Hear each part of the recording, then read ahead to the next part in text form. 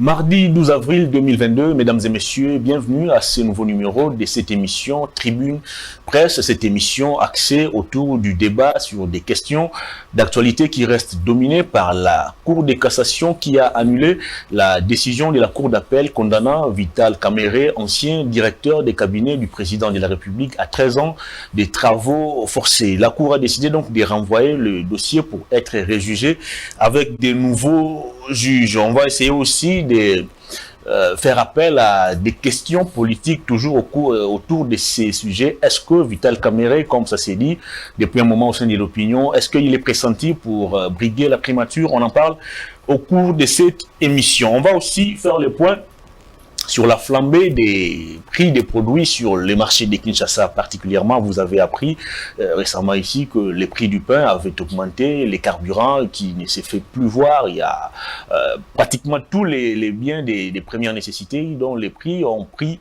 la galope. On va essayer d'échanger autour de ces deux thématiques. Sur ce plateau, trois invités. Le premier est également à sa première participation à cette émission. Alain Bolodjoa, il est de la nouvelle classe politique de l'opposition. Bienvenue. Merci en tout cas pour l'opportunité. Mes salutations à tout le monde et surtout à mes co-débatteurs de ce jour. Comment allez-vous?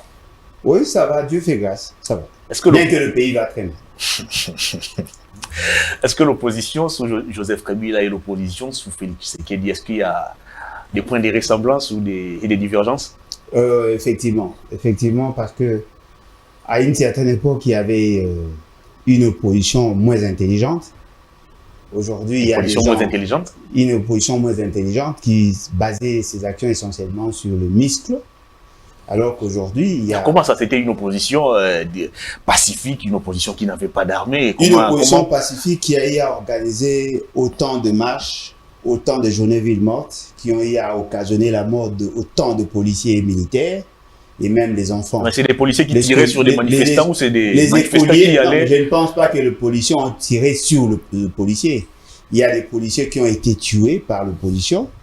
Et il y a eu même des enfants qui ont été tués. Il vous souviendra qu'à une certaine époque, c'était, je crois, vers 2016-2017, M. Étienne Tshisekedi avait décrété journée sans école. Dans ma commune, il y a eu des enfants qui ont été tués par les militants d'un parti politique. Voyez-vous, sur l'avenue Lalou, non loin de l'école Bobo Koli. Il y a eu des enfants qui ont été tués.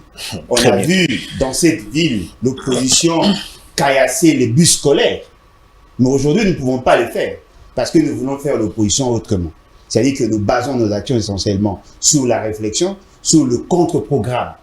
Ce qui est différent du banditisme que nous avons connu pendant des années. Très bien, je vais revenir à vous.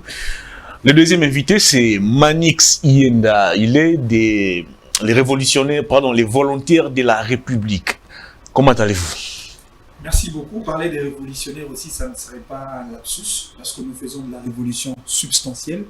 C'est un combat des idées. Nous devons réformer en fait la classe politique congolaise, ne serait-ce qu'avec une nouvelle offre politique, les nouvelles idées et les nouveaux paradigmes de gestion de la République. Parce qu'il y a eu des gens qui ont échoué, et je pense qu'il y a des Congolais de qualité qui peuvent proposer autrement pour la gestion de la République. Donc, je suis volontaire de la République, le président national de ces mouvements politiques. Nous faisons la politique avec un peu du volontariat, sans contrepartie exigée au préalable, parce que le Congo, c'est notre patrie, le Congo, c'est notre dénominateur commun. Nous portons le Congo d'abord en avant-plan et nous pensons que nous y arriverons avec des nouvelles valeurs. Très bien. J'ai reçu énormément de messages venant de nos internautes, de nos téléspectateurs qui ne comprennent plus votre position. Tout le monde savait que Manix évoluait dans l'Union sacrée. Mais du coup, on voit Manix tenir un discours très dur vis-à-vis de l'Union sacrée, vis-à-vis des animateurs, vis-à-vis du pouvoir en place. Mais qu'est-ce qui ne va pas? Il y a eu un temps où le Dieu Tout-Puissant, Créateur, a évolué avec Satan comme l'un des anges. Mais lorsque le diable a emprunté un autre chemin, il a fallu que la rupture entre Dieu soit possible. C'est comme ça qu'aujourd'hui on parle du ténèbre et de la lumière. Et donc aujourd'hui, il est quand même normal que Manix Iyenda se maintienne dans une posture de rupture avec un régime des ténèbres, un régime qui ne supporte pas la lumière, un régime qui est hostile à des Franchement. gens qui apportent des idées novatrices, un régime qui dit non à M. Zoé Kabila, qui s'était engagé pratiquement dans un élan du changement pour une province, un régime qui a dit non à M. Richard Mouyej, qui a créé un nouvel élan pour le développement d'une nouvelle province des Lualaba. Et donc ces régimes-là, c'est un régime qui doit être loin de nous en tant que Congolais. Et donc moi je choisis entre l'escroquerie politique et la démagogie, je choisis le chemin du peuple. Et aujourd'hui, je pense, en tant qu'acteurs politiques, nous devons se ranger derrière le peuple pour dégager ceux qui n'ont pas été capables de réaliser les serments du peuple d'abord. Le peuple l'avait rappelé, Félix Antoine Tshisekedi Tshilombo Kobo, ça n'était papa à l'Obaka. Le peuple d'abord. Et aujourd'hui, lorsqu'on voit le peuple comme vision, comme responsabilité des acteurs politiques, aujourd'hui, le peuple ne se retrouve pas dans la gouvernance de M. Tshisekedi. Et nous devons dire, M. Tshisekedi et son régime des ténèbres doivent dégager parce que le moment de la vérité et le moment du changement est venu. Très bien. Le troisième invité, mesdames et messieurs, c'est un jeune héritier Ngachi. Lui, il est de l'Union sacrée. Héritier, bienvenue. Merci pour l'invitation, merci pour l'honneur qui m'a été fait au travers de cette invitation. Je salue mes co-débatteurs avec lesquels nous allons interagir au travers de cette émission et je salue les Congolais qui auront la chance de nous suivre à travers ces magazines. Comment allez-vous? Je vais relativement bien. Est-ce qu'au niveau de l'Union sacrée, ça marche? Manix vous décrit ici comme un régime des ténèbres. Vous ne supportez pas la lumière, vous étouffez tout ce qui brille. Qu'est-ce qui ne va pas? Je pense que ce sont ses positions qui lui engagent lui.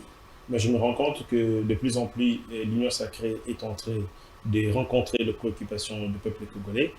L'environnement dans lequel nous avons hérité ces pouvoirs, mon frère Manixi Enda le savait très bien, que le président de la République, il nous l'a dit à plusieurs fois, qu'il a accordé une miséricorde politique à des gens qui devaient être exterminés de la surface terrestre. C'était tout simplement pour donner la chance, la possibilité à un nouveau Congo, un Congo émergent avec tous les fils et filles du pays qui, par le passé, ont été trompés dans la bouille. Mais cette fois-ci, devaient être mis dans une nouvelle moule avec de nouvelles manières de faire des choses. Et à travers une justice, bien entendu, indépendante, pas une justice inféodée. Et donc, de plus en plus, la République démocratique du Congo est entrée d'emprunter le voie de son développement, peu importe, malgré le contexte dans lequel nous avons hérité les pouvoirs. Très bien, on ouvre le débat avec Alain Bolodjoa. Vous avez la parole pour ce premier thème de l'émission. Vital Kamerhe, de 20 ans à 13 ans et de 13 ans à l'annulation. Est-ce qu'on se dirige lentement mais sûrement vers l'acquittement définitif de Vital Kamerhe? Je crois que tous ceux qui nous ont suivis durant toute cette période consacrée essentiellement à la mise en œuvre de ce que vous appelez le programme de 100 jours connaissent notre position et nous avons considéré que M. Kamerhe, tout en n'étant pas innocent, mais il était mal jugé. Nous l'avons dit et nous continuons à le dire. Pourquoi nous l'avons dit? Parce que justement, tout est parti de l'initiative de M. Félix Tshisekedi. M. Kamerhe n'avait pas pris l'initiative de proposer à la République un programme dit de 100 jours. C'était l'initiative de M. Félix Tshisekedi. C'est lui qui l'a pondu, c'est lui qui l'a défendu, c'est lui qui a transféré le pouvoir d'agir, qui a délégué le pouvoir, c'est lui qui a évalué, c'est lui qui a ordonné pour qu'il y ait des questions de fonds. Et en fin de compte, tout le monde s'est rendu compte que M. Félix Tshisekedi n'avait pas pris le soin d'observer la norme en matière de gestion et surtout l'exigence constitutionnelle et légale. C'était quand même surprenant de voir que lorsque vous prenez le tableau tel que présenté dans ces fameux documents que j'ai considérés comme des torchons, le programme de 100 jours, il y avait beaucoup de matières, il y avait beaucoup de secteurs qui devaient en principe être touchés. Et dans le tableau synthèse, on nous a présenté 488 millions de dollars, alors qu'il y avait d'autres tableaux qui n'ont pas été intégrés. Il y a eu beaucoup d'autres dépenses que d'aucuns semblent négliger. Dans les 488 millions, c'était prévu la construction et la réhabilitation de routes, la construction de ponts et leur réhabilitation, la réparation et le déploiement des bacs. Il fallait construire 10 sauts de moutons. pour un package de 240 millions de dollars. 2217 km de route en terre. Pratiquement dans toutes les provinces, bien qu'il y ait quand même des discriminations au regard des besoins de certaines provinces, mais c'était 240 millions de dollars pour les secteurs routiers. On avait prévu 46 millions de dollars pour la réhabilitation des hôpitaux et leurs équipements.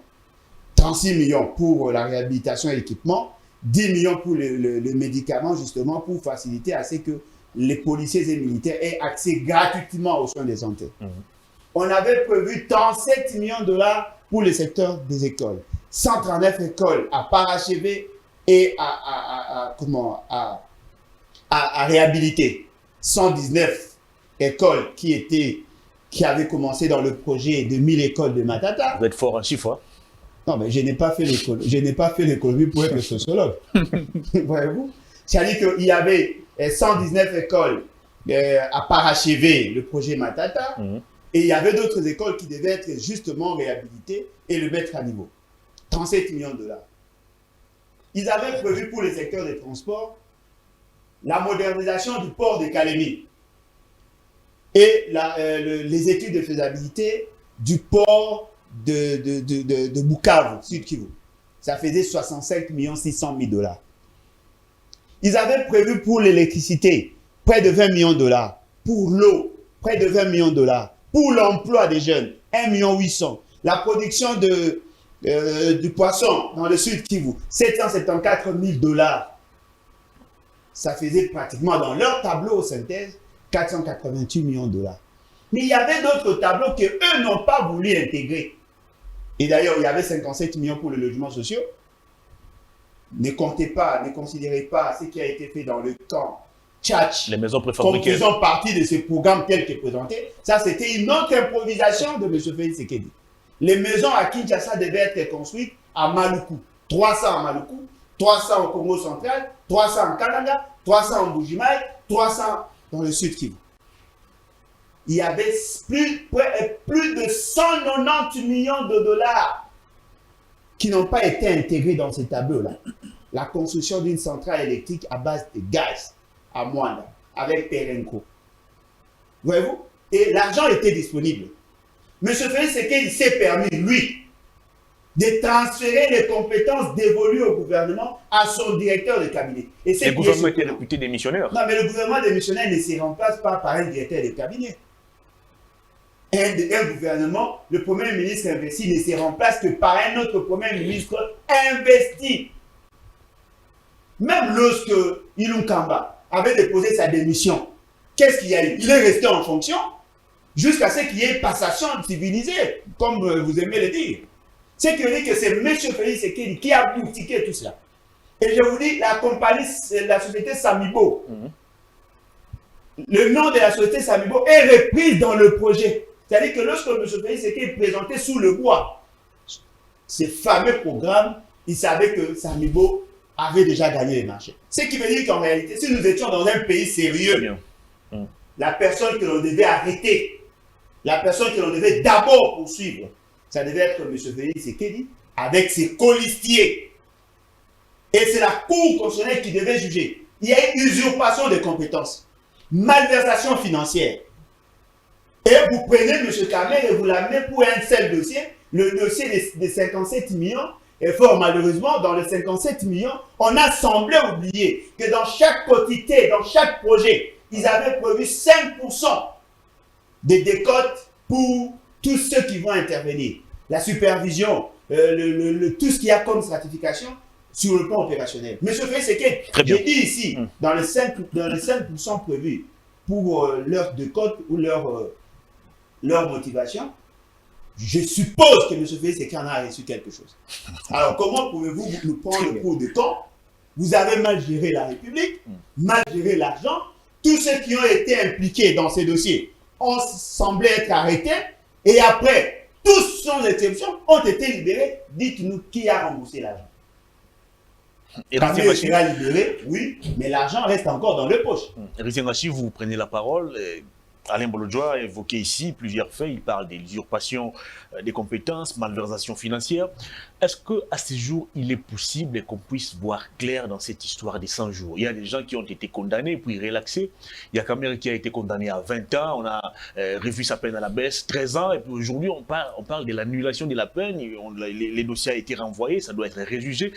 Est-ce que c'est possible qu'on puisse voir clair dans cette histoire des 100 jours? En suivant M. Bolodjoa, il a dit tantôt que Kamere n'avait pas proposé les projets 100 jours. C'est normal. Les projets venaient du président lui-même. Oui, comme au directeur des cabinets, il n'avait pas les droits, il n'avait pas les compétences. Pourquoi lui donner des compétences qu'il n'a pas? Il dit tantôt qu'il y a eu usurpation de fonctions, malversation financière.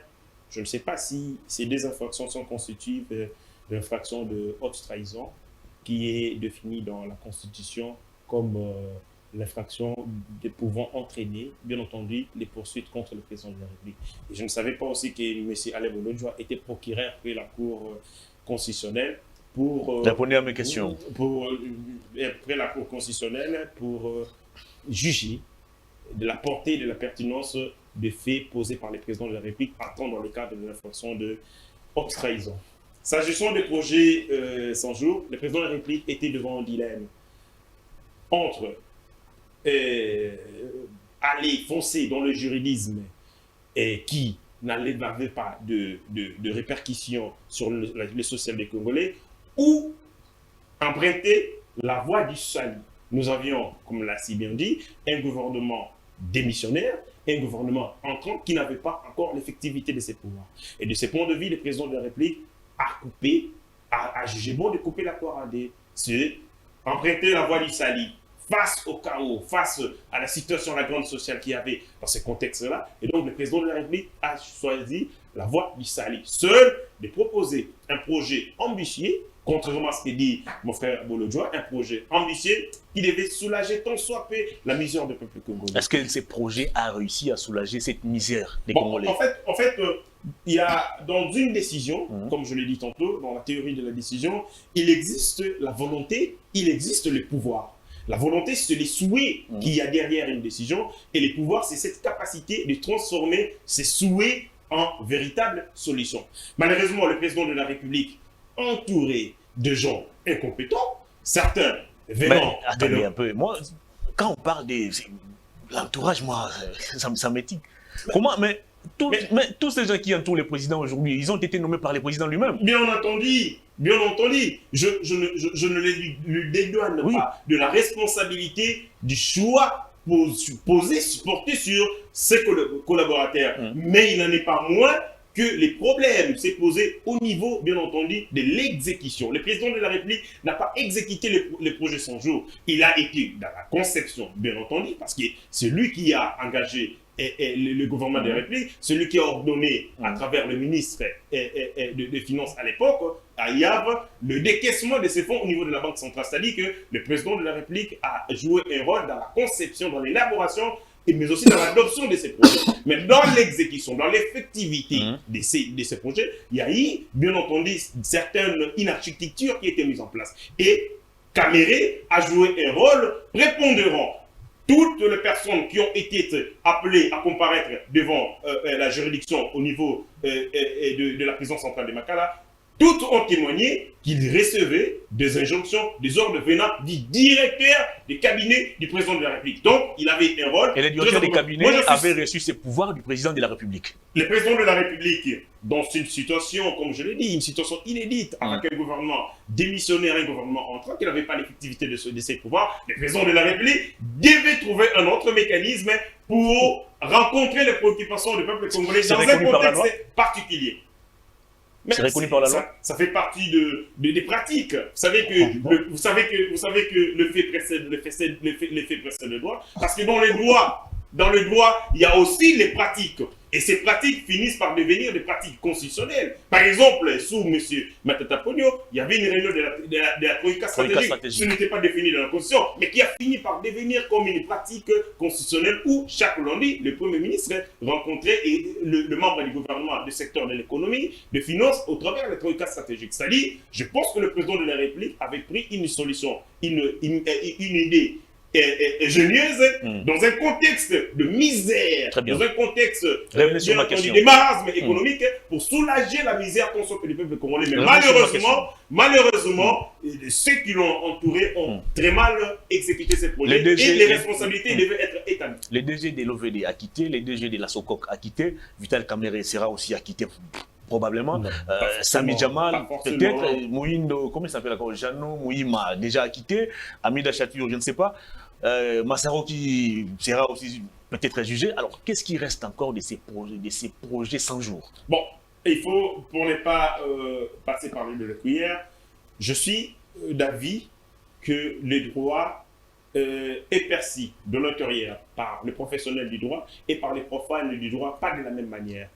Comme profane au droit, je peux qu'avoir une perception, un jugement par rapport au déroulé du procès. Mais comme spécialistes, comme des techniciens du droit, qui ont la maîtrise à travers la formation, mais aussi à travers la pratique du droit, ils ont leur lecture, ils ont leur perception de ces faits juridiques. De ce point de vue, pour moi, j'estime que dans l'opinion publique, l'opinion qui est profane au droit, estime que cette décision met à mal l'état du droit prôné par le président de la République, parce que l'opinion aurait voulu que M. Vital Kamerhe soit condamné. Mais les droits, ce n'est pas les émotions. Les droits, ce n'est pas les sentiments. Les droits, ce sont les faits. Les droits, ce n'est pas la vérité. Mais les droits, c'est ce qui apparaît. Un criminel que vous poursuivez, du moment où vous n'avez pas les moyens, vous n'avez pas les arguments, vous n'avez pas le preuve pour attester sa culpabilité, il demeure un innocent. Mais s'agissant de Vital Kamerhe, comme on l'a si très bien dit, il y a une cassation avec renvoi ou cassation sans renvoi. Mais dans le cas de Vital Kamerhe, il y a une cassation avec renvoi fixé devant le cours d'appel de Kinshasa-Gombe où on va réjuger. Et aussi, il y a un problème. Mes frères ici, notamment Bolodjoa, lorsque Kamerhe a été arrêté, non, on veut stigmatiser la justice. On manipule la justice à des fins politiciennes. Non, il a rappelé ici que les déroulements du procès n'étaient pas équitables. Je ne parle pas de Bolodjoa comme individu, mais je parle de Bolodjoa comme entité politique. C'est-à-dire, son camp politique a estimé à l'époque que la justice a été manipulée à des fins politiciennes. Aujourd'hui, Vital Kamerhe, il y a eu une décision en cassation qui a demandé que l'affaire soit réjugée au niveau des cours d'appel. La même personne monte au créneau pour dire que c'est un théâtre dont nous connaissions déjà la finalité. Mais je me dis, ces gens cherchent finalement quoi? Très bien. Manix Yenda, je veux avoir votre touche juridique. Est-ce que s'il faut analyser le fond et la forme du procès 100 jours, pensez-vous aujourd'hui que la décision prise au niveau de la Cour de cassation est fondée? D'abord, je voudrais commencer par un petit recadrage par rapport à ce que l'héritier Ngachi vient de dire tout à l'heure. En ce qui concerne la responsabilité pénale du président de la République, le président n'est pas pénalement responsable devant son juge naturel seulement pour le cas de l'infraction de haute trahison. Lisez très bien la Constitution. La Constitution parle aussi de toute autre infraction de droit commun. Article 164. Ça, c'est un accent. Ce n'est pas seulement l'économie que vous maîtrisez. Lorsqu'on parle du président de la République, il ne faudrait pas confondre le président de la République avec M. Tchilou. Parce que ici, l'institution qui a commis ces genres d'infractions, c'est l'institution président de la République. Déjà, un premier problème, au départ, on aurait pu assister à un procès, pas du tribunal des grandes instances de Gombe, mais plutôt un procès de la Cour constitutionnelle dans son volet pénal. Et les responsables pour de faits pénalement commis seraient, dans le cas sous examen, le président de la République. Kamerhe pourrait peut-être être l'interposé dans cette affaire-là. On pourrait l'interpeller parce que Kamerhe, c'est un privé du président de la République. Sur le plan des responsabilités publiques, Kamerhe n'a rien à voir en termes d'engagement, en termes de responsabilité. Parce que les actes que Kamerhe posait dans son statut de directeur de cabinet, ce sont des actes qui engagent les présidents de la République. Ça, c'est un aspect. Le deuxième aspect, il faudrait savoir que le programme raté, le programme des fiascos de 100 jours, était un signal fort. Un programme que vous avez malheureusement, nous avions été passifs, nous, en tant que peuple. On a été un peu regardants, ce que moi je considère comme une sorte de miséricorde politique. Parce que déjà, dès les programmes là de 100 jours, on allait se rendre compte, effectivement, de l'incapacité de nos dirigeants. Parce que ces programmes-là étaient les signaux forts qui attestent le type de dirigeant que vous avez pendant tout un quinquennat.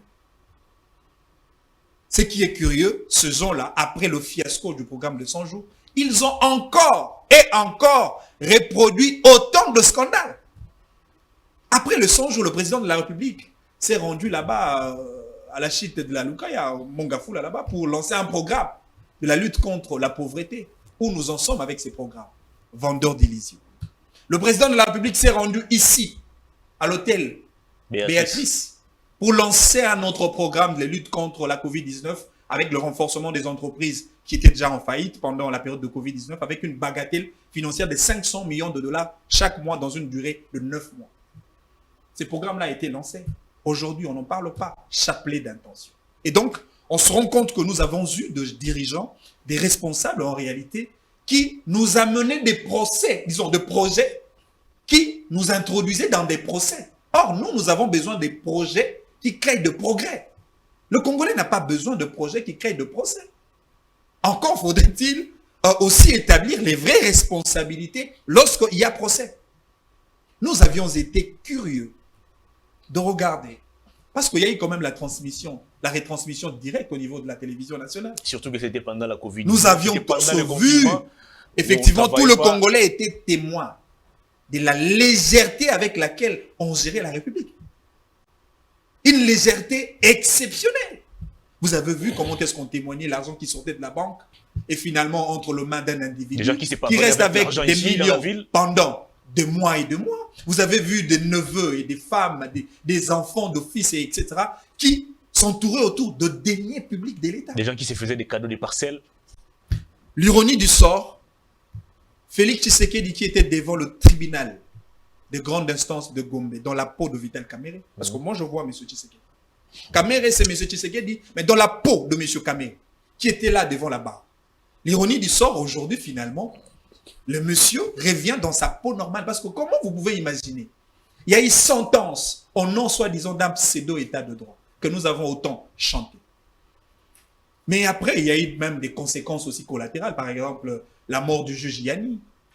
Il y a eu des gens qui ont été victimes de cette histoire. Il y a eu des gens qui étaient blessés dans cette histoire. Mais après, quel a été les discours du président de la République sur la justice que lui vient installer au nom d'un état de droit? Le président s'est rendu de l'autre côté en disant quoi? Monsieur Kamerhe est un homme honnête. Il a dit ici. Ici, il a dit, monsieur. Même à Goma, il a dit. Est un monsieur honnête et qu'il peut revenir et servir la nation. Là, c'est Tshilombo qui part sous l'esprit de Tshilombo qui, malheureusement, était représenté dans le corps de monsieur Kamerhe. Il est revenu cette fois-ci dans son esprit parce qu'il ne pouvait pas contredire cette démarche-là. Et ça, moi, je l'appelle un crachat sur la justice. Aujourd'hui, regardez. Est-ce que le peuple congolais peut continuer à donner crédit et aux institutions de la République et à la justice de notre pays? Je dis non. Quel genre de contradiction? La justice que vous avez tant chanté, loué, aujourd'hui, vous jetez des crachats. Et c'est comme ça que moi, je dis, si l'on ne peut pas faire confiance à notre justice, parce que cette justice-là est ballottable au gré des vagues et surtout à la logique d'un dictat des acteurs politiques, nous pouvons au moins faire confiance aux vrais juges. Et qui sont les vrais juges? C'est le peuple congolais. C'est le peuple qui va réserver la sanction qu'il faut pour M. Tshilombo. C'est le peuple qui va réserver la sanction qu'il faut pour tous ces incompétents qui sont là. Vous savez, hier, les incompétents que vous avez accompagnés il y a peu. Hier, non, mais vous savez, je vous ai tout à l'heure dit, nous avons cru à quelqu'un parce qu'on n'avait vraiment pas de choix. Nous venons d'un régime de bourbiers et de désespoir pendant plus d'une décennie. M. Tshilombo est venu avec les chapelets d'intention. Nous l'avons cru. Mais on ne pouvait pas limiter notre croyance politique mais par la simple volonté. Moi, mon apostasie politique, mon abandon de la foi politique, c'est justifié par le fait que Tshisekedi lui-même est incapable de matérialiser ses propres vœux, sa propre vision, ses propres promesses. Aujourd'hui, je peux vous étaler plus de 150 promesses non réalisées à la tête du président de la République. Ça, c'est quand même grave. Et comment continuer à soutenir une telle personne? C'est comme ça que moi, j'ai toujours dit, il est tellement difficile, même si vous êtes intelligent, vous risquerez de nager dans un bain de l'idiotie, de défendre les régimes de Félix Tshisekedi. Pas des mots trop forts. Hein. C'est un régime difficilement défendable. Et donc, à la limite, vous venez. C'est comme ça que nos amis de l'Union sacrée de la nation, ils ont trouvé un raccourci. C'est-à-dire quoi? Pour sauver cette saleté-là, on dit on protège le président, mais on tire sur les entourages du président. Parce qu'ils sont capables de défendre la totalité de ces régimes. Parce que défendre le régime Tshisekedi, il voudrait dire défendre M. Ngobila. C'est une suite logique. Défendre M. Tshisekedi, c'est défendre effectivement l'effectivité du gouvernement de Sama Lukonde. Ils sont incapables. C'est comme ça, ils viennent avec quoi comme discours? Non, le président est là, mais le problème, c'est l'entourage. Et ça, c'est de la démagogie et de l'escroquerie politique. Écoutez, lorsque mon frère Malik Seyenda a dit qu'il ne fallait pas mettre sur pied des projets qui aboutissent à des procès. Mais des projets qui aboutissent à des procès, c'est bien entendu l'effervescence même de l'état des droits. Parce que lorsqu'il y a des projets qui sont très mal pilotés, mais il faut qu'on établisse des responsabilités. Les contraires m'auraient surpris lorsqu'il y a détournement des deniers publics et qu'il n'y ait pas de procès. L'existence même des procès après ces projets montre la volonté des institutions de la République de lutter contre l'impunité. Très bien. Vous avez la parole. Une dernière chose. Je vais revenir à vous, le président de la République aurait contredit la justice. Mais le président de la République... Il a craché même sur la justice. Pas craché sur la justice. Le président de la République se montrait égal à lui-même, respectueux des institutions de la République. Le président de la République ne s'y mixe pas des affaires de la justice. Très bien. S'il aurait dit séparation des que Kamere sera condamné, les gens diraient qu'il est en train de dicter la voie à la justice. Mais en disant le contraire, le président de la République a montré tout simplement qu'il mais du moment où Vital Kamerhe est condamné par la même justice encouragée par les présidents de la République, et c'est les présidents qui prennent encore la parole pour dire que le monsieur que vous avez condamné est correct, il est honnête, et qui pourra encore servir les pays dans les jours qui viennent. Est-ce que c'est cette manière d'encourager l'appareil judiciaire à faire encore mieux? En disant selon les présidents de la République, voulait tout simplement dire que c'est pas moi qui juge. Kamere est devant les instances judiciaires de notre pays. Non, s'il vous plaît, mon frère. Les procès. Ça, on ne peut pas permettre. En cours, il n'est pas condamné définitivement. Il est en train d'user de ses moyens de droit. Et comme président de la République, qui est une institution à ne pas confondre au cours des tribunaux, je laisse la liberté à cette institution jusqu'à ce qu'elle va déboucher à une décision de condamnation définitive. Très bien. Alain Bolodjoa, j'avais posé cette question à Héritier, mais il n'a pas totalement répondu. Est-ce qu'il est possible qu'on puisse établir réellement des responsabilités dans cette histoire des 100 jours? Avant de monter sur ces plateaux, il y a d'ailleurs une équipe de Congolais qui travaille pendant que nous tournons cette émission vers Kisenso. On a été contacté pour faire les constats par rapport à la route qui devrait commencer de Matete, passer par Kisenso jusqu'à aller à l'université de Kinshasa. Cette route est scindée pratiquement en deux. Il y a plus moyen de circuler, il y a des maisons qui sont emportées, il y a même un marché qui était là, qui ne sait plus fonctionner, il y a pratiquement des pertes. Est-ce qu'il est possible aujourd'hui qu'on puisse tirer des choses au clair par rapport à ces procès? Bon, je voulais dire que j'appréciais le courage exceptionnel de notre ami, parce qu'il faut être courageux pour venir dédouaner M. Félix Tshisekedi de sa responsabilité. Il analyse. Non, mais il a tenté de dédouaner M. Félix Tshisekedi. Il analyse les faits. Heureusement, notre ami lui a rappelé qu'il y a des dispositions constitutionnelles qui définissent les infractions pour lesquelles un président de la République peut être poursuivi. Et nous avons donné l'article 164 qui définit clairement. Je vais juste l'aider à bien cerner avant de développer tout ce qui viendra par la suite. La Cour constitutionnelle et les juges pénals du président de la République et du Premier ministre pour des infractions politiques de haute trahison, d'outrage au Parlement, d'atteinte à l'honneur ou à la probité, ainsi que pour les délits d'initiés et pour les autres infractions de droit commun commises dans l'exercice ou à l'occasion de l'exercice de leur fonction. Elle est également compétente pour juger leurs co-auteurs et et complices. Très bien. complices. C'est-à-dire qu'en réalité, si nous étions dans un pays sérieux, pas un pays de courageux. Le Congo n'est pas un pays Non, sérieux. le Congo n'est pas un pays sérieux parce que ceux qui sont derrière moi là ne donnent pas l'impression d'être sérieux. Voyez-vous? C'est-à-dire qu'aujourd'hui, nous sommes en train de juger la République dans une stratification telle que on juge les juges, on juge les autorités des juges, on juge les institutions, on juge le peuple, mais pour un seul dossier. Lorsque nous disions que M. Kamer était mal jugé, peut-être les gens ne nous avaient pas compris. D'abord, par rapport à l'arrestation, par rapport à la procédure, du fait qu'on lui a interdit de faire appel à ses avocats, certains de ses avocats, nous avons considéré qu'effectivement, il y avait un problème. Et nous avons dit, les juges naturels par rapport à ces dossiers, ça ne pouvait qu'être M. Félix Tshisekedi.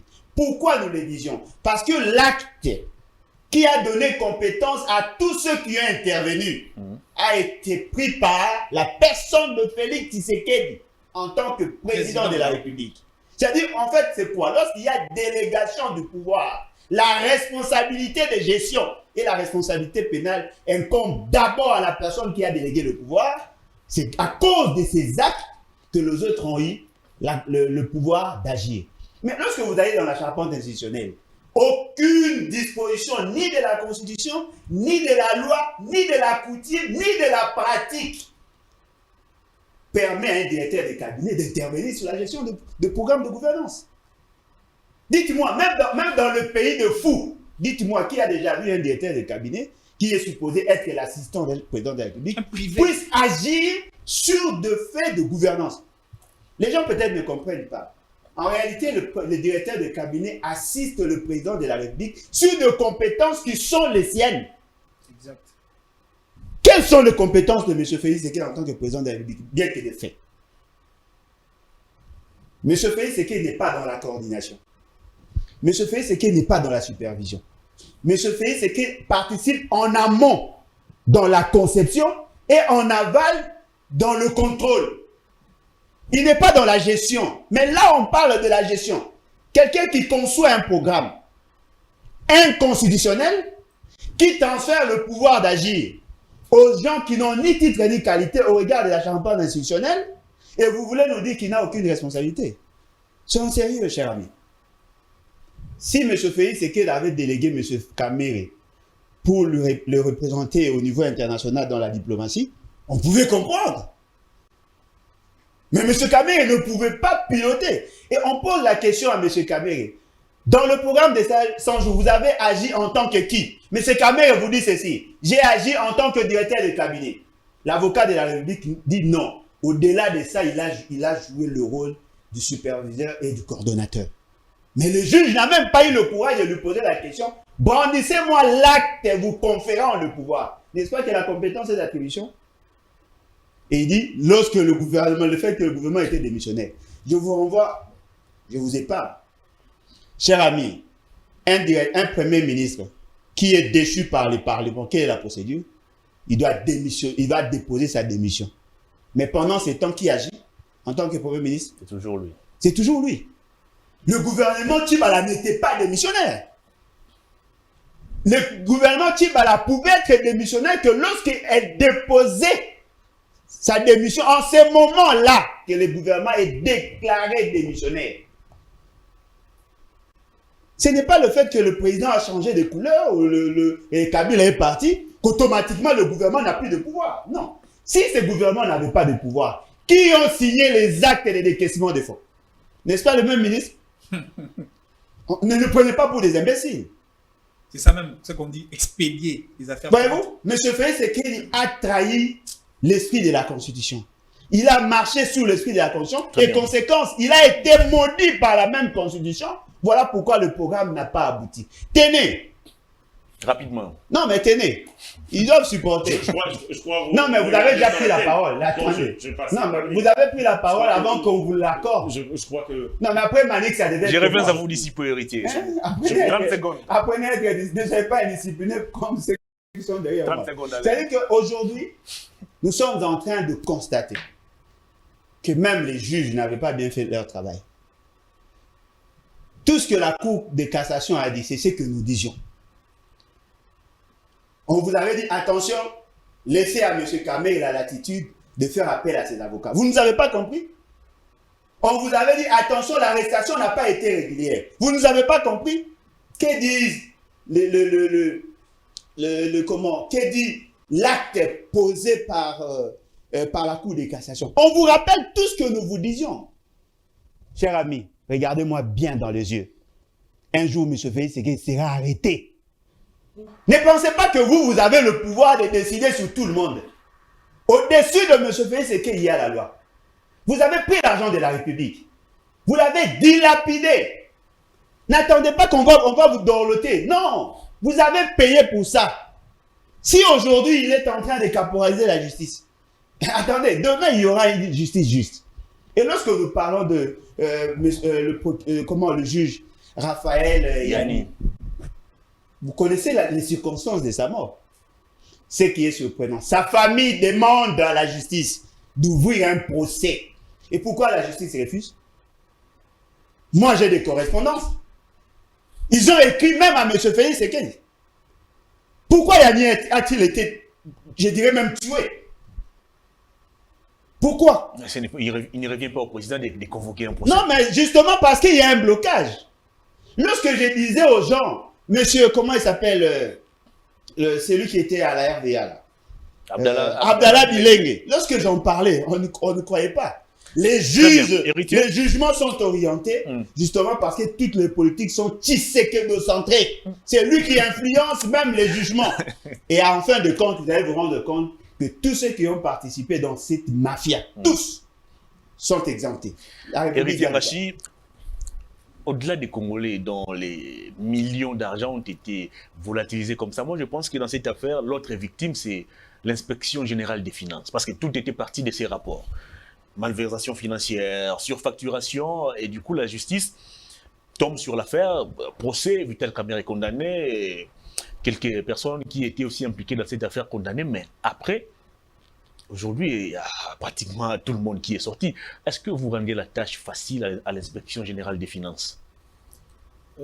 S'agissant de ce dossier Vital Kamerhe, il faut dire que c'est le gouvernement, à travers le Conseil des ministres, qui avait bien entendu adopté une décision donnant une injonction au ministre de la Justice, une injonction bien entendu positive, pour demander au parquet d'instruire dans cette affaire des 100 jours. C'est-à-dire le gouvernement de la République, les institutions de la République ont été animées de cette ferme volonté d'établir la lumière sur l'argent de l'État dépensé dans le cadre de procès 100 jours. Ça veut dire, c'est comme si vouloir une chose et son contraire. Un gouvernement contacte depuis hier, mais c'est ces mêmes gouvernements, c'est ces mêmes institutions qui demandent, qui d'abord constatent, bien entendu, qu'il y a un fossé, qu'il y a hiatus entre l'argent décaissé et les réalisations sur le terrain. Il y a une sorte de grogne sociale, mais aussi de levée de l'opinion publique par rapport à une sorte de frustration sur le décaissement de cet argent, mais aussi les réalisations sur le terrain. De ce point de vue, le gouvernement de la République, en responsable, a écouté la voix de la raison, a écouté la voix du peuple congolais, et en Conseil des ministres, il a été adopté une décision demandant au ministre de Justice de donner une injonction positive au niveau du parquet pour instruire dans le dossier de 100 jours. Mais c'est tout, alors ça incarne bien entendu la responsabilité d'un gouvernement qui veut lutter contre l'impunité. Le travail de l'IGF et Jules Alingueté. Jules Alingueté, l'IGF, nous le savons très bien. L'IGF, créé depuis 1987, a retrouvé ses lettres de noblesse avec l'avènement de Félix Tshisekedi. C'est-à-dire que quand vous arrivez à la tête de notre pays, les signaux qui ont été donnés par Félix Tshisekedi, c'était des signaux de lutte contre l'impunité.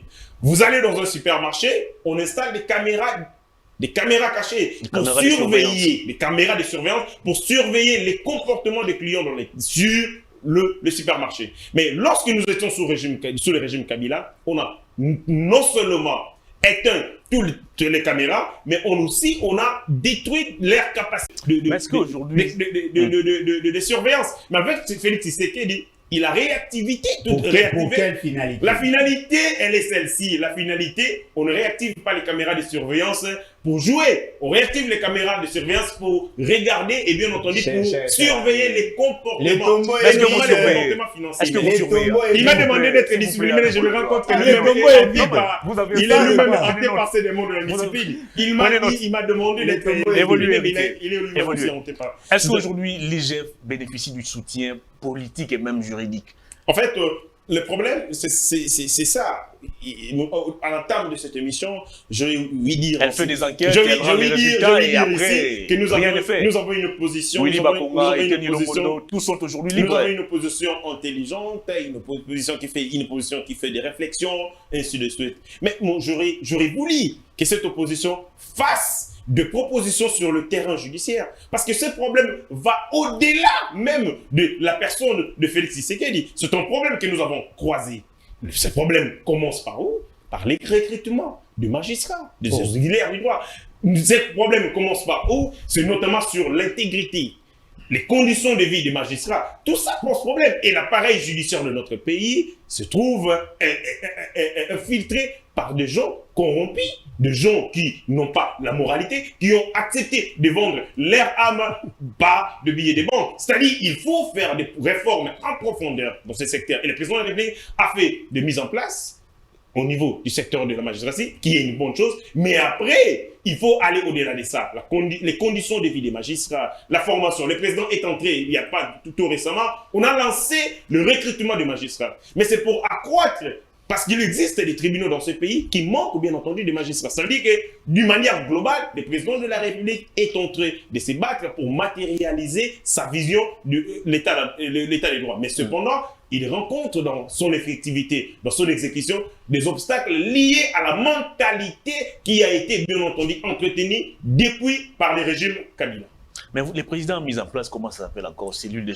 Il y a agence de lutte contre la corruption, je crois. On a installé aussi la cellule de changement des mentalités. Le président de la République, c'est comme un parent qui responsabilise ses enfants, mais qui malheureusement, ces enfants font le contraire de ce qu'ils demandent. Et la personne, moi, si j'étais à la place du président de la République, la personne la plus malheureuse, c'est le président de la République. C'est d'avoir placé sa confiance à des gens qui l'ont décidé. Qu'est-ce que lui comme père, qu'est-ce que lui comme président fait pour avoir un contrôle total avec Bolodja, de ceux qui ont bénéficié de vous le son ordonnance. responsabilisez, vous croyez à son intégrité, vous croyez à ses capacités morales et ses capacités intellectuelles, mais une fois que vous lui donnez les responsabilités, il fait tout, sauf ce que vous lui avez demandé. C'est-à-dire, le président est trahi. Il place sa confiance à des gens qui font confiance. La n'exclut pas les contrôles, dit-on. Mais les contrôles judiciaires, après, bien entendu, après le chèque de l'exécution de ces projets, il y a un procès. Ça montre qu'en amont, une confiance a été placée, mais une confiance qui a été détournée, il faille mettre sur place des mécanismes rectificatifs, notamment des mécanismes judiciaires. Alors, on va évoluer. Vous avez encore une minute dans votre temps d'antenne. Comment voyez-vous la suite de cette affaire? La suite de cette affaire... Est-ce qu'on se dirige lentement mais sûrement vers l'acquittement définitif de Vital? Pourquoi voyez-vous l'acquittement derrière ce dossier? Parce que si cette décision a été cassée sans renvoi, alors on dirait tout simplement que Kamere est blanchi par la justice congolaise. Mais du moment où il y a une décision de renvoi, établissant même la composition de cette juridiction, le cours d'appel de Kinshasa-Gombe, qui va réjuger Vital Kamere pour connaître les fonds de ce dossier, Vital Kamere a encore une procédure devant la justice. Il n'est pas blacklisté par notre justice. Il continue à être poursuivi et les enquêtes sont encore en cours. Nous allons attendre l'issue de ce procès après qu'il y aura une décision qui sera rendue au niveau de la cour d'appel de Kinshasa. Très bien, Monique Sienda, on prend le volet politique de l'affaire avec vous. Est-ce qu'on a cette fois-ci exhumé l'accord de Nairobi? Est-ce qu'au cas où Vital Kamere est arrivé à être acquitté définitivement, est-ce que c'est l'accord de Nairobi qui sera exhumé? Parce que depuis un moment, ça s'est dit au sein de l'opinion que Vital Kamere est pressenti pour occuper la primature. Vous savez, votre question me rappelle encore ces meetings de triomphal, avant que votre cette force hexagonale de ces six têtes de l'opposition politique, 7. avant d'aller à Genève, ils avaient promis. Et je me rappelle même le peuple qui était devant la tribune de triomphale, quand on présentait Caméré, le peuple disait et même Tshisekedi en prenant la parole, Amila Gimbondo. Et en allant vers Genève, on sait comment ça s'est passé. Et donc, on comprend que c'est un régime de malédiction et la malédiction le suit partout. J'ai entendu mon frère dire beaucoup de choses. Vous avez même entendu de difficultés dans sa façon de vouloir justifier l'ingouvernabilité de ces régimes de l'Union sacrée, l'incompétence de ces régimes de l'Union sacrée. Il a dit, d'ailleurs, j'ai vraiment aimé cette façon de voir les choses, de voir l'Union sacrée comme une famille dans laquelle les enfants n'obéissent pas aux décisions de parents. Il l'a dit. Cela voudrait tout simplement dire qu'il y a un manque criant de l'autorité parentale. Le parent est déchu de sa fonction d'autorité parentale. Le parent n'a aucun pouvoir sur les enfants. Et cela peut se justifier par de faits aussi clairs. Les parents, le papa là, de l'Union sacrée de la nation, il s'est rendu là-bas, à Kamba.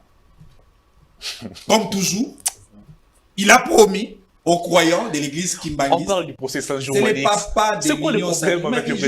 Laissez-moi traduire scrupuleusement le propos venant d'un communicateur de l'Union sacrée. Les papas dit, il s'est adressé à ses deux enfants. D'une part, l'enfant Modeste Obati, président du Sénat. De l'autre côté, l'enfant Mosso, président de l'Assemblée nationale. Il dit, mes enfants, je vous donne la décision.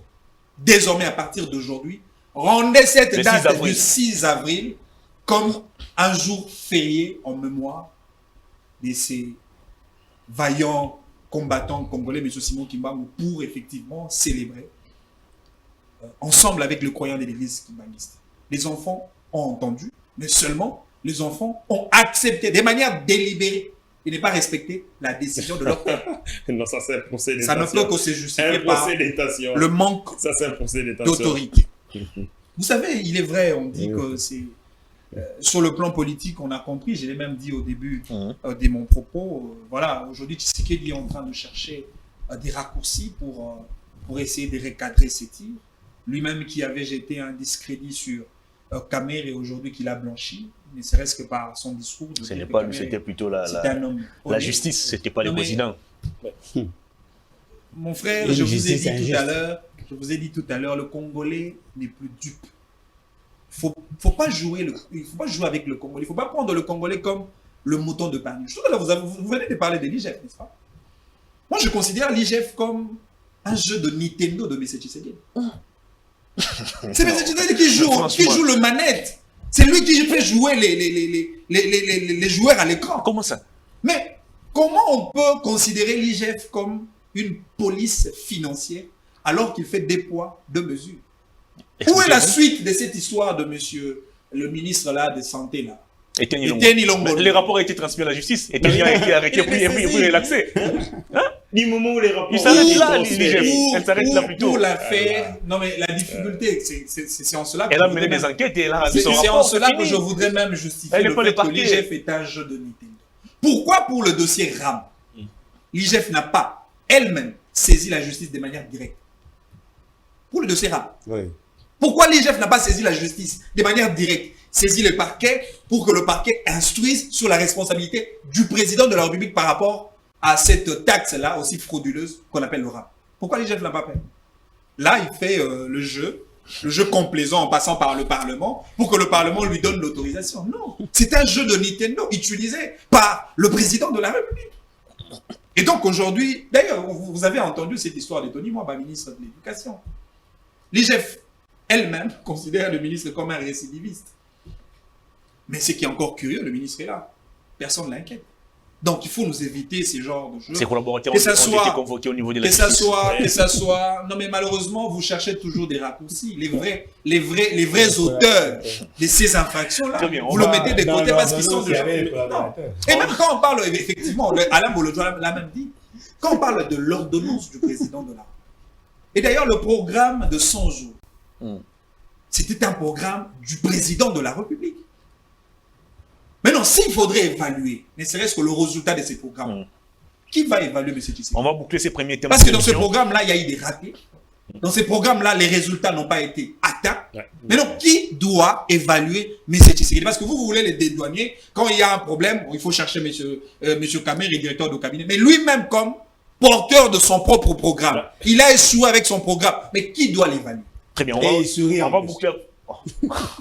Franchement. À la place, vous voulez qu'il fasse quoi? Qu'il perd? On va boucler ce premier thème de l'émission. Rapidement, Héritier Machi, une question à vous. Comment expliquez-vous à ces jours des gens qui sont accusés de détournement des millions d'argent quittent la prison calmement, librement, mais des gens qui ont peut-être fait défaut par leur langage sont aujourd'hui maintenus en prison? Jacques Ndala, Barnabé Milingagno. Comment expliquez-vous cela? Et jusqu'à ce jour, l'ordonnance du président de la République qui a accordé la grâce présidentielle n'est toujours pas en application. Qui bloque encore? Les enfants n'arrivent pas à respecter les papas. Bon, en fait, un manque d'autorité parentale. En fait, en parlant de père et de fils sur la responsabilité, mais aussi les pouvoirs du président de la République, la particularité avec le pouvoir du président de la République, c'est qu'il a des compétences liées. Il a des compétences partagées. C'est-à-dire c'est un père de famille qui exerce son pouvoir pas dans la tyrannie. Un président de la République, un parent qui exerce ce pouvoir. Il privilégie la diplomatie. Conformément, non, s'il vous plaît.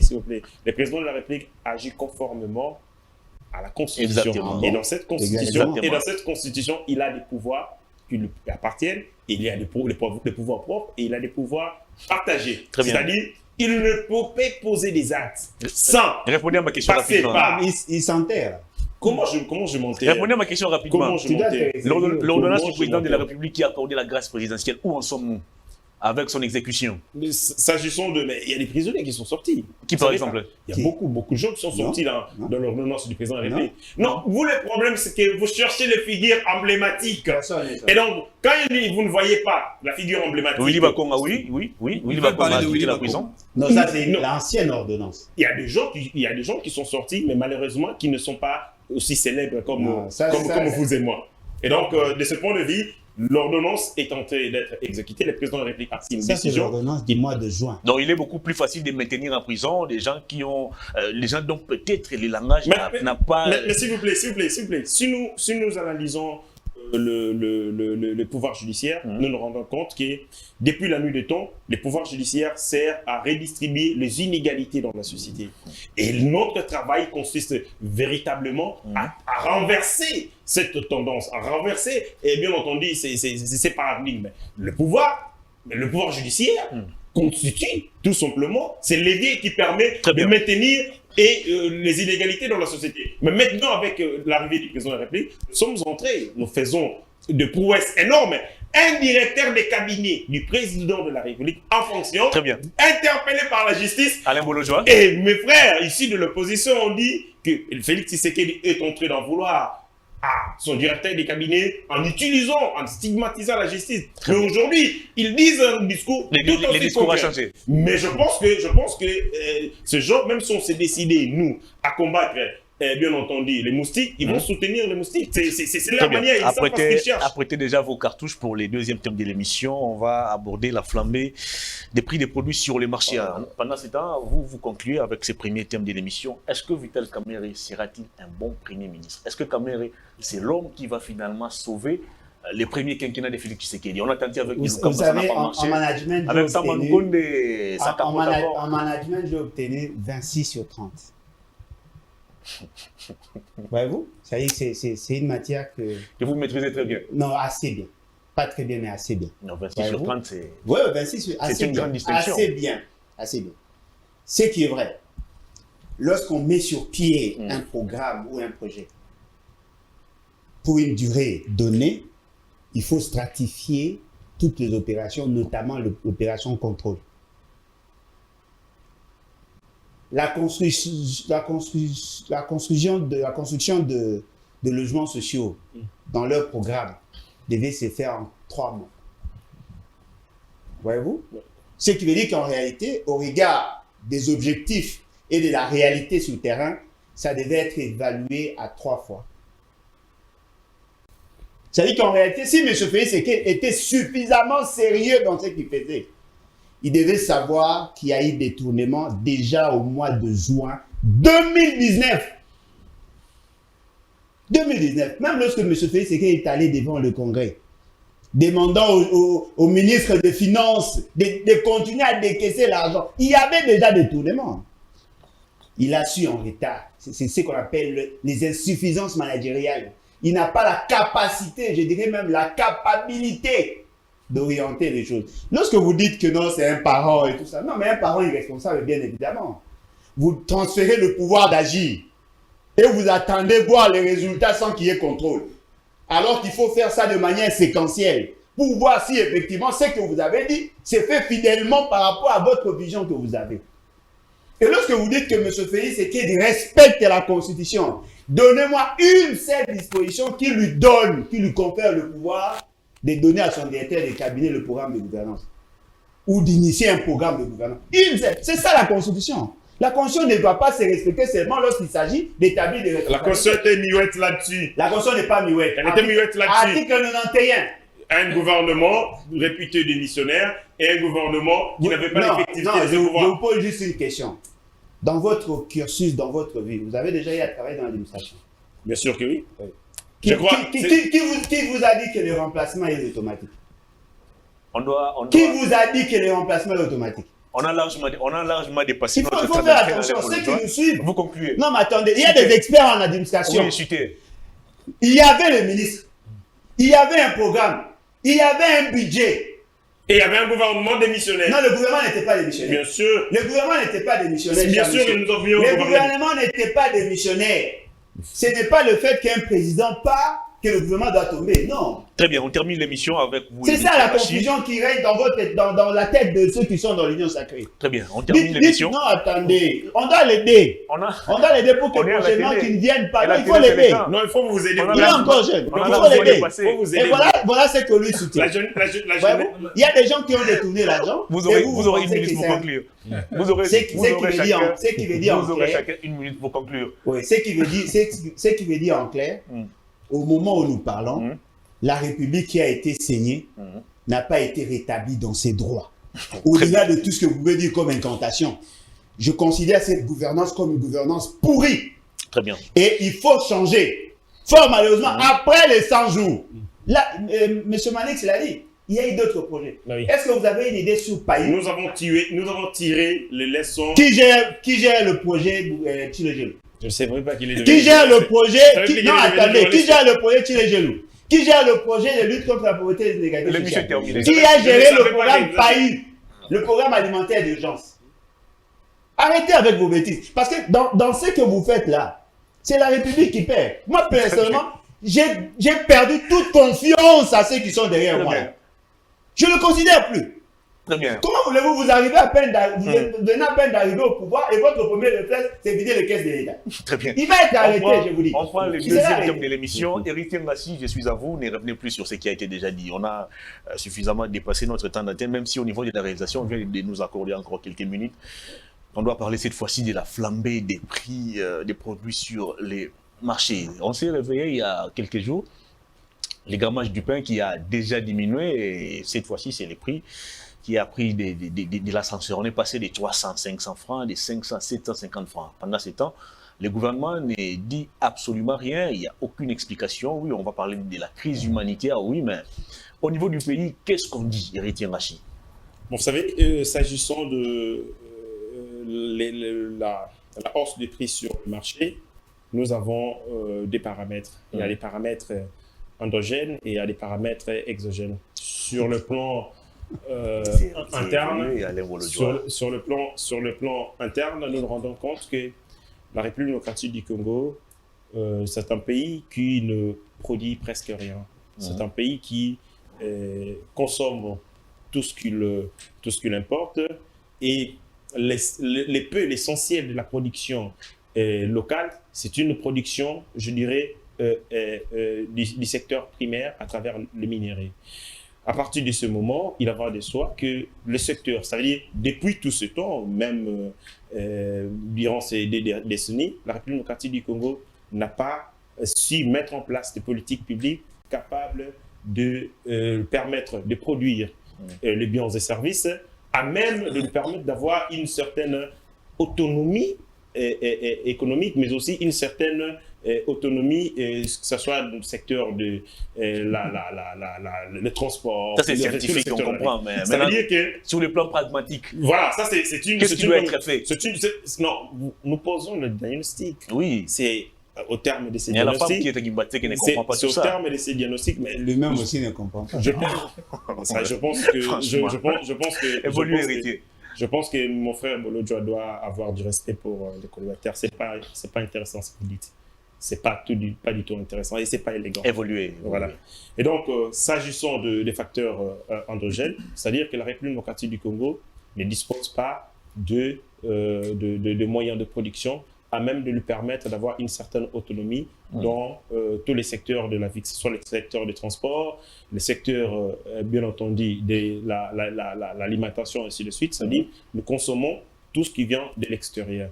Et sur le plan international, nous avons la crise à l'Ukraine et en Russie qui, bien entendu, a... Ça devient une excuse. C'est pas une excuse. Mais s'il vous plaît, nous sommes dans un secteur... C'était Covid-19, maintenant c'est la guerre à l'Ukraine. Nous sommes aussi dans un secteur aussi technique. Lorsqu'on dit qu'il y a il faut établir les corrélations. Il ne suffit pas de dire qu'il y a hausse des prix, mais il faut comprendre, il faut essayer de pénétrer pourquoi cette situation. Et nous voyons sur le plan du marché mondial, même nos frères qui sont au Canada, qui sont aux États-Unis d'Amérique, qui nous disent qu'ils observent la hausse de prix sur le marché des denrées, mais aussi de l'essence et ainsi de suite. C'est-à-dire que l'environnement mondial, en ces moments, montre qu'il y a bien entendu hausse de produits de première nécessité, mais aussi des produits pétroliers. Et le Congo n'est pas épargné par cette dynamique. Et encore que nous avons une économie qui n'a pas la capacité ou encore les possibilités de résilience. Parce qu'une économie faible, une économie extravertie, donc c'est cet environnement qui justifie cette situation. Je reviens encore sur la question. Qu'est-ce que Sama Lukonde fait? Chaque vendredi, il y a conseil des ministres. Mais je pense que... Qu'est-ce qui se dit dans ces conseils? Il faut avoir l'argent, Lequel argent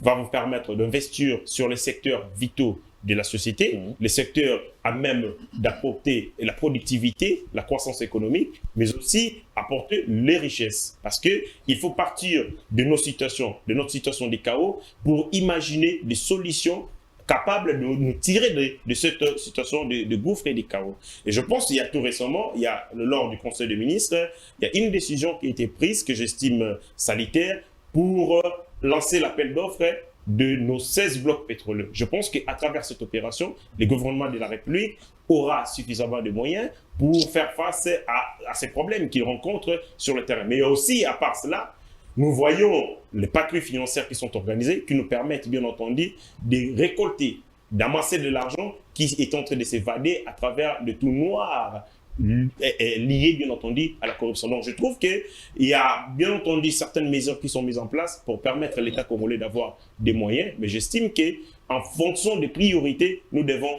investir des moyens vers le secteur producteur de croissance, mais aussi de revenus et de la richesse pour permettre que le Congo ait un niveau d'autosuffisance économique qui nous permette de faire face aux chocs exogènes.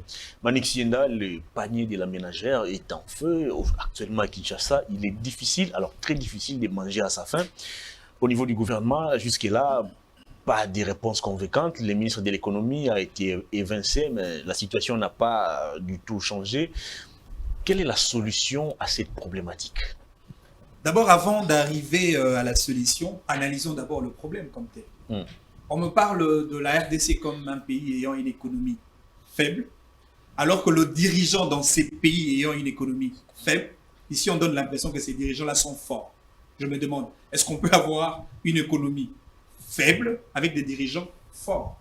Il faut parler de la faiblesse, de manque de vision, de manque de capacité managériale de nos dirigeants, de ceux qui dirigent la République démocratique du Congo. Parce que l'État, comme fiction, l'État est dirigé par des individus.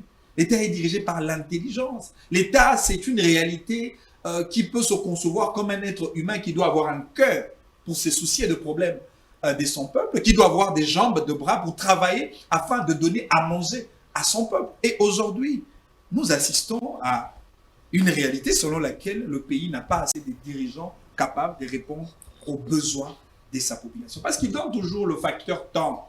Ils n'ont pas assez de temps. À peine 3 ans, on ne peut pas résoudre le problème d'un pays qui a vécu pendant plus de 61 ans déjà aujourd'hui. Mais Laurent Désiré Kabila a géré les pays. Lui, il a parlé du modèle de développement économique endogène. C'était ces modèles économiques-là que Laurent Désiré Kabila avait utilisé. Il a même rompu avec les institutions de Bretton Woods. Il n'a pas été dépendant de la Banque mondiale, ou encore du FMI. Mais il a utilisé des méthodes d'orthodoxie de gestion, des parts, des ressources financières venant de nos canaux traditionnels, c'est-à-dire les taxes et impôts, gérer ça en bon père des familles afin de répondre aux problèmes des Congolais. Et lorsqu'on regarde le Congo de Laurent Désiré Kabila, comparablement au Congo de Tshisekedi, c'est comme l'enfer et les paradis. Et donc, ces justificatifs-là de 3 ans de pouvoir, il faut le mettre de côté. C'est un pouvoir des incapables, c'est un pouvoir de gens qui n'arrivent pas à... Et d'ailleurs, vous imaginez, ils sont tellement forts aux alibis. Maintenant, c'est l'alibi de la guerre Ukraine-Russie. Non, mais ça, c'est encore très grave. C'est très grave. Je me demande, ils vont même justifier le fait qu'ils ont soutiré l'argent du peuple congolais par le rap, parce que la Russie, il y a une guerre Russie. La guerre a eu un impact sur la production de la farine, je crois. Non, mais écoutez, c'est la faiblesse de nos dirigeants qui n'ont aucune capacité managériale pour faire de notre économie une économie attractive. Est-ce que vous savez, le président de la République, l'une de ses promesses encore, il a promis ici, dans ce pays, qu'il va nous donner une banque agricole. Pour faire quoi? Pour faire le relais, afin d'avoir une agriculture qui pourra quand même répondre aux problèmes, afin de parler justement de la sécurité et de l'autosuffisance alimentaire. Où nous en sommes avec ces chapelets d'intention? Très bien.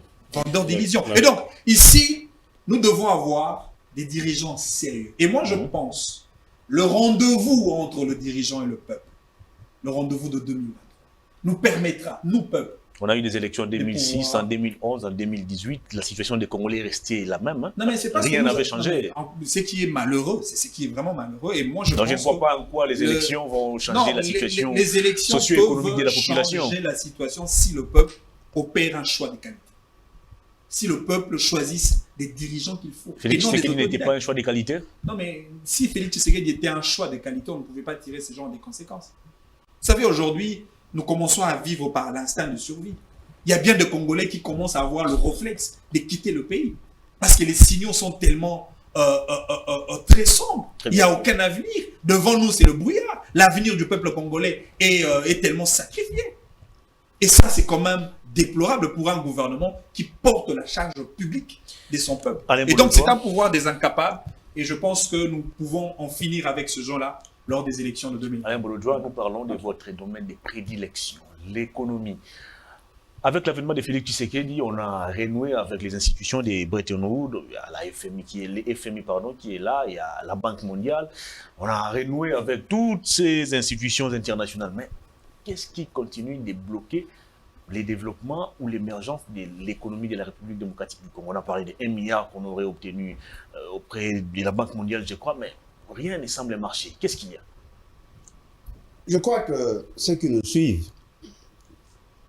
ont compris que notre ami a eu des difficultés. Non, je réponds à votre question. A eu des difficultés. Laissez tranquille. Ce n'est pas qu'il n'est pas capable de bien analyser, mais il n'a pas assez d'éléments. Pourquoi n'a-t-il pas assez d'éléments? Parce que même le gouvernement ne maîtrise pas la situation. Voilà pourquoi j'ai dit, lui-même aussi ne comprend pas ce qu'il dit. Parce que la meilleure manière d'avoir de bons éléments d'analyse ou d'appréciation, on devait avoir des statistiques du gouvernement. Même le gouvernement ne connaît pas les vraies raisons. Si vous dites que c'est la hausse des prix au niveau international du blé, il faut faire les calculs de proportion. Il y a un accroissement de combien de pourcents pour que nous connaissions un accroissement de 50%. C'est ça la base de l'analyse. Si là-bas, il y a un accroissement de 10 ou 15%, qu'est-ce qui justifie l'accroissement de 50%? Parce que lorsqu'on quitte de 500 francs à 750, c'est 50% d'accroissement. C'est ça le problème. Le gouvernement n'a aucune information. Vous le voyez là, la plupart d'entre eux ont des cravates rouges. Mais on ne sent pas l'intelligence qui est dégagée par la cravate rouge. On ne le sent pas. Il faut reconnaître qu'il y a un problème de perception. Si le gouvernement avait des éléments qui mettaient à notre possession, on allait apprécier la raison fondamentale qui justifierait la hausse des prix. Mais très souvent, ici au Congo, lorsqu'on fait l'analyse, on prend l'indice des prix que sur le marché Kinshasa. Vous savez, chez moi, là-bas, on a vendu un sac de ciment à 40 000 francs. Chez moi, à l'Équateur. J'ai acheté un sac de ciment à 35 000. Et vous voulez me dire que c'est la Russie et l'Ukraine qui a justifié? Non. L'État n'existe plus. L'administration est défaillante. Les opérateurs économiques véreux profitant de la situation, ils augmentent par moment le prix par spéculation. Ne me dites pas que la situation de là va impacter substantiellement. Non. Un autre problème, c'est par rapport à la production. Lorsque vous dites que l'État congolais ne produit pas assez, c'est sur base de quoi? Parce que dans d'autres provinces, il y a des denrées qui pourrissent. Nous importons beaucoup. Et non, mais nous importons où? Ici à Kinshasa, à l'Équateur, vous importez quoi?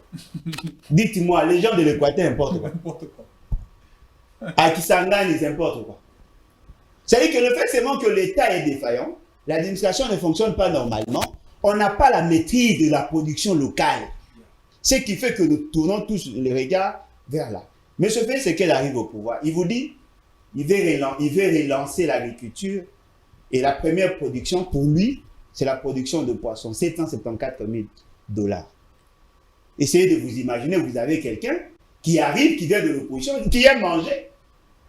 Il vient, il vous dit, non, voilà, je vais relancer l'agriculture avec 774 000 $.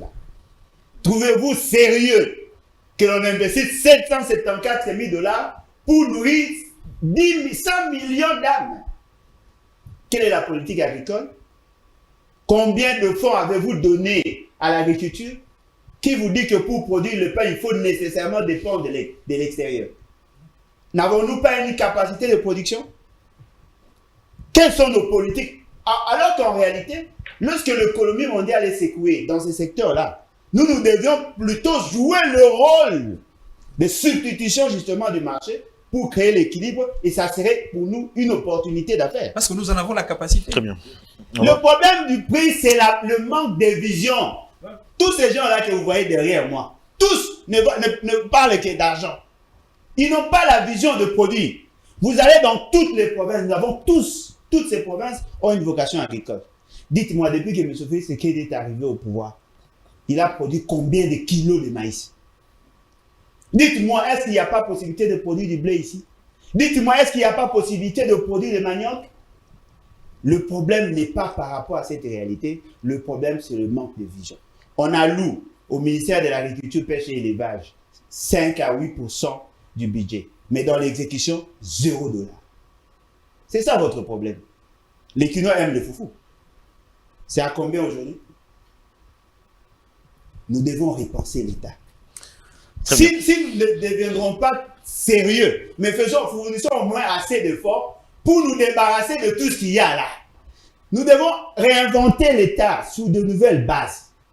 Et je suis sûr et convaincu, s'il y a hausse de prix au niveau international, au niveau national, il y a possibilité de stabiliser les prix. Parce qu'il y a des structures qui suivent le prix sur le marché. Il y a possibilité d'utiliser d'autres instruments conjoncturels justement pour arriver à créer l'équilibre. Parce que la difficulté maintenant, c'est quoi? C'est que lorsqu'il y a hausse de prix, on réduit le pouvoir libératoire de la population.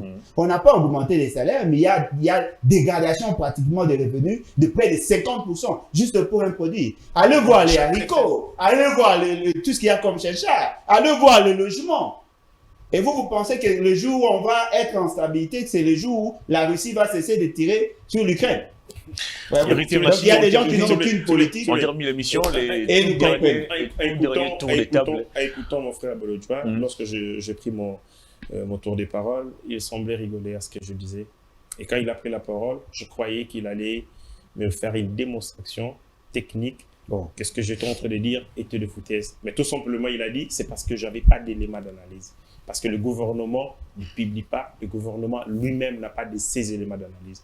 Je me demande, lui a fait ses analyses sur base de quels éléments? Je n'ai pas fait l'analyse sur la structure de prix. Mais en parlant de la structure de prix, lorsque vous dites qu'il y a une hausse de prix allant même à 50%, alors que sur le plan international, il y a par exemple sur le prix des farines une hausse de 15%. Qui a dit qu'il y avait une hausse de 15%? C'est vous qui venez de dire.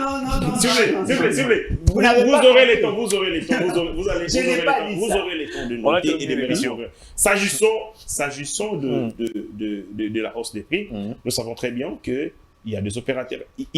Quand vous analysez le problème, il existe beaucoup d'éléments d'analyse. Quelqu'un peut partir d'une approche pour justifier ou pour expliquer telle situation. Vous ne savez pas dire qu'il y a une seule approche pour expliquer une situation. Il n'existe pas des approches monistes quand on fait des débats. C'est-à-dire, quand moi je parle... Donnez-nous votre approche, alors, s'il vous plaît. L'analyse c'est fait sur... Mais parmi le tolérant, il m'a dit que j'étais indiscipliné, mais lui-même est hanté par ces démons d'indiscipline. Allez-y. Donnez-nous votre approche. S'agissant de la hausse des prix sur le marché, nous nous rendons compte que certains opérateurs économiques verrés utilisent, bien entendu, profitent de cette situation de stabilité pour créer lui la laisser. S'il vous plaît. Je crois que vous me protégez. Allez-y.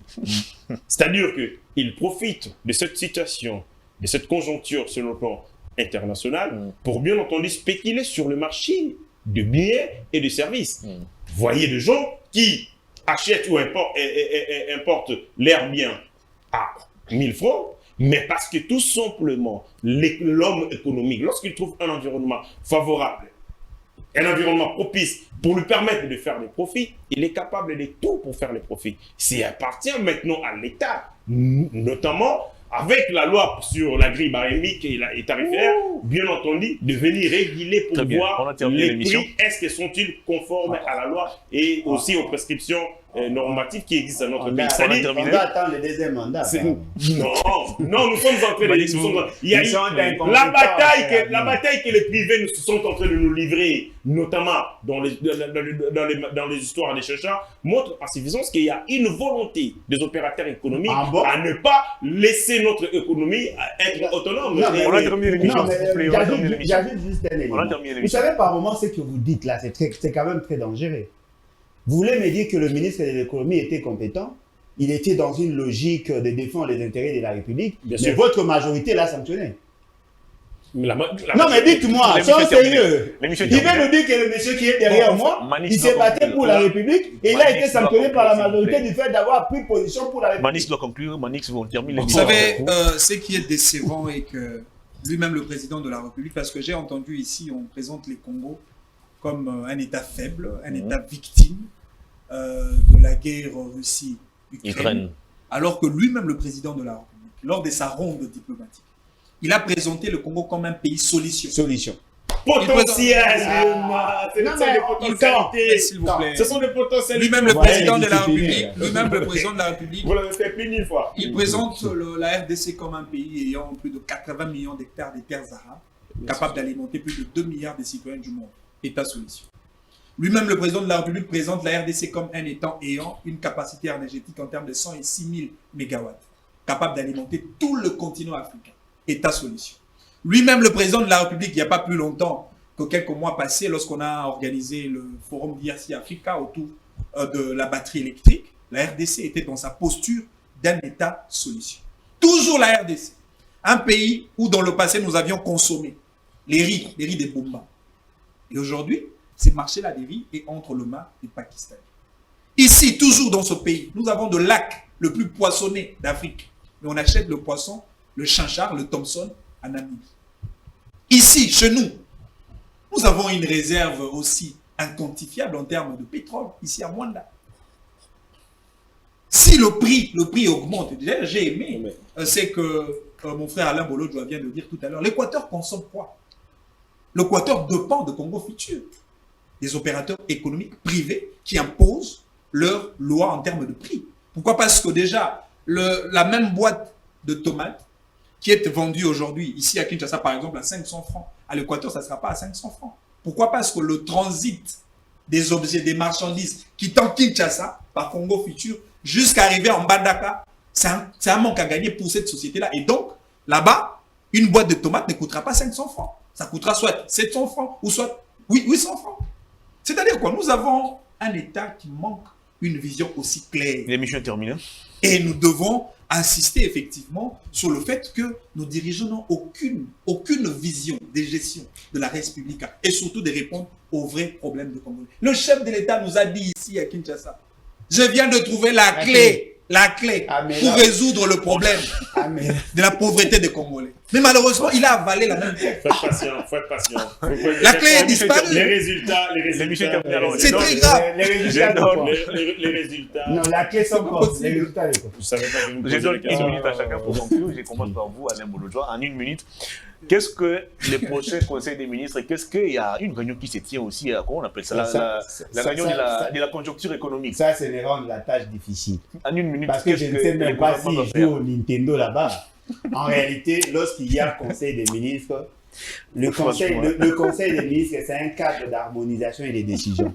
En réalité, lorsque vous initiez des programmes ou des projets, chaque vendredi, vous devez faire votre évaluation pour voir qu'est-ce qui a marché, qu'est-ce qui n'a pas marché. C'est qui s'est fait. Vous voulez que je vous cite il a fait plus de 60 conseils des ministres. Posez-vous la question, quels en sont les résultats? Parce que chaque fois, M. Félix Tshisekedi est surpris. Le conseil des ministres, à mon sens, n'ont pas de raison d'être organisés chaque vendredi. Très bien. Parce qu'ils n'ont pas de matière. Très bien. Ils peuvent organiser le conseil des ministres une fois le mois et laisser la latitude au Premier ministre de s'entretenir avec le ministère sectoriel, justement, pour réajuster les stratégies opérationnelles. Très bien. On a terminé avec vous. Manix, en une minute, vous concluez aussi. Moi, je pense que M. Tshisekedi devra être honnête avec lui-même. Il a échoué et il n'a qu'à rendre le tablier. Parce que nous avons aussi des Congolais de qualité qui peuvent apporter des vraies solutions aux problèmes des Congolais. Félix Tshisekedi, que nous avons élu comme un enfant de Kinshasa, Kinois comme on l'appelle, lui qui connaissait le prix de la bière Tembo, Castel et même de Malewa dans un restaurant, il sait que le Kinois vit au style de taux du jour. Les Kinois dorment dans des salons, il sait, des Salomon, mais malheureusement, le président Tshisekedi a déçu les Kinois. Encore chose grave, même les Wewa qu'il avait accompagnés. Aujourd'hui, les Wewa gardent comme souvenir, le bon souvenir, c'est celui de Joseph Kabila, Paul Oenge, qui les a permis effectivement de quitter Kassai vers Kinshasa. Mais de Tshisekedi, les Wewa n'ont aucun souvenir. Les sauts de mouton. Non. Très bien, on a terminé avec vous. Héritier Machi, vous avez une minute pour conclure l'émission. Et donc, un pays se gère pas comme si nous étions dans un dessin animé. Un pays exige à l'entame d'avoir de l'intelligence, de la rationalité. Mais après, il faut aussi du temps pour que vos décisions fassent le président de la République arriver à la tête de ces pays à faire un bon diagnostic sur la situation sociale, économique, sécuritaire. Et il a proposé des solutions sur le plan sécuritaire. Nous avons l'état des sièges qui a été mis en place pour, bien entendu, prendre à bras le corps la situation de la sécurité, mais aussi, il y a des réformes dans ce secteur-là. Des mises en place ont été faites. C'est-à-dire, le président de la République connaît la souffrance, les malheurs du peuple congolais, et il est en train d'y répondre méthodiquement. Mais il faut, dans un pays d'extrême difficulté, où tout est priorité, très bien. Il va de soi que la patience manque au rendez-vous. Et donc, je demande au peuple congolais un peu de patience avec le temps qui reste. Le président de la République, à travers les projets 145 territoires, est-ce que vous pouvez... Est-ce sérieux de demander à la population de serrer la ceinture alors qu'il y a des incompétents qui perçoivent leur revenu? En même temps, le membre de l'UDPS grève de faim. Avec le projet 145 territoires, le président de la République va rencontrer les préoccupations fondamentales des peuples congolais et l'air le